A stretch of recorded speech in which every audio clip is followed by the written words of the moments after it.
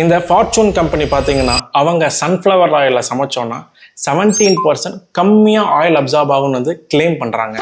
ஆக்சுவலாகவே ஃபார்ச்சூனில் சமைச்சா லைட்டாக இல்லை வெயிட்டான்னு பார்த்துடலாமா? ஃபஸ்ட்டு ஆயில் அப்சார்ப்ஷன் எதை பொறுத்து டிபெண்ட் ஆகிருக்கும்னா, நாம் என்ன டைப் ஆஃப் ஃபுட்டை வந்து ஃப்ரை பண்ணுறோம், அதை எவ்வளோ நேரத்துக்கு ஃப்ரை பண்ணுறோம், ஃப்ரை பண்ணும்போது ஆயில் டெம்பரேச்சரை எவ்வளோ மெயின்டைன் பண்ணுறோம், ஒவ்வொரு பேட்ச் ஃப்ரை பண்ணும்போது எவ்வளோ குவான்டிட்டியை போட்டு ஃப்ரை பண்ணுறோம், இந்த மேஜர் ஃபேக்டர்ஸ் எல்லாம் டிபெண்ட் பண்ணி ஆயில் அப்சார்ப்ஷன் வந்து டிஃபர் ஆகும்.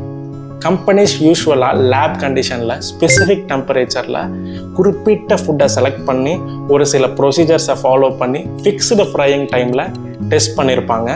அந்த கண்டிஷனில் 17% லெஸ் ஆயில் அப்சார்ப்ஷன்னு சொல்லியிருக்கலாம். பட் இதுக்கு சயின்டிஃபிக் எவிடன்ஸ் எதுவுமே எனக்கு கிடைக்கல. ஆனால் ப்ராக்டிக்கலாக நம்ம வீட்டில் சமைக்கும் போது இந்த கண்டிஷன்ஸ் எதுவுமே மெயின்டைன் பண்ண முடியாது.